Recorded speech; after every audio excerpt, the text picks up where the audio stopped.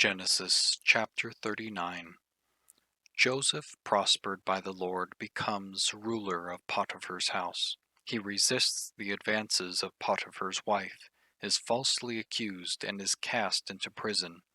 The keeper of the prison commits the prison's affairs into Joseph's hands. And Joseph was brought down to Egypt, and Potiphar, an officer of Pharaoh, captain of the guard, an Egyptian, bought him of the hands of the Ishmaelites, which had brought him down thither. And the Lord was with Joseph, and he was a prosperous man, and he was in the house of his master the Egyptian. And his master saw that the Lord was with him, and that the Lord made all that he did to prosper in his hand.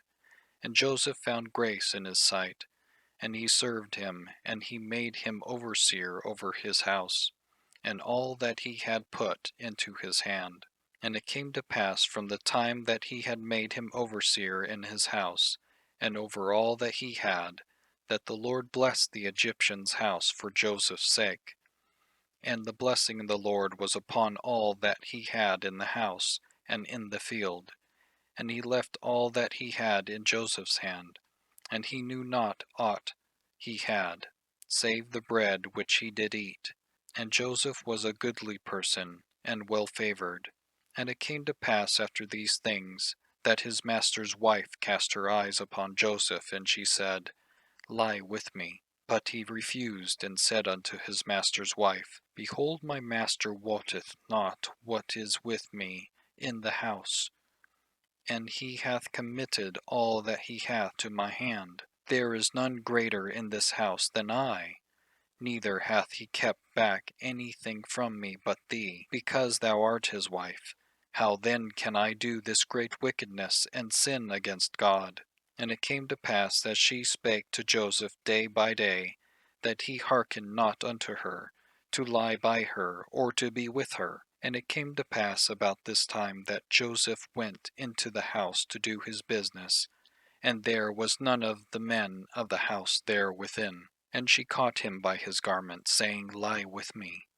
And he left his garment in her hand, and fled, and got him out. And it came to pass, when she saw that he had left his garment in her hand, and was fled forth, that she called unto the men of her house, and spake unto them, saying, See, he hath brought in a Hebrew unto us to mock us. He came in unto me to lie with me, and I cried with a loud voice. And it came to pass, when he heard that I lifted up my voice and cried, that he left his garment with me, and fled, and got him out. And she laid up his garment by her, until his lord came home. And she spake unto him according to these words, saying, The Hebrew servant which thou hast brought unto us came in unto me to mock me. And it came to pass, as I lifted up my voice and cried, that he left his garment with me, and fled out. And it came to pass, when his master heard the words of his wife, which she spake unto him, saying, After this manner did thy servant to me, that his wrath was kindled.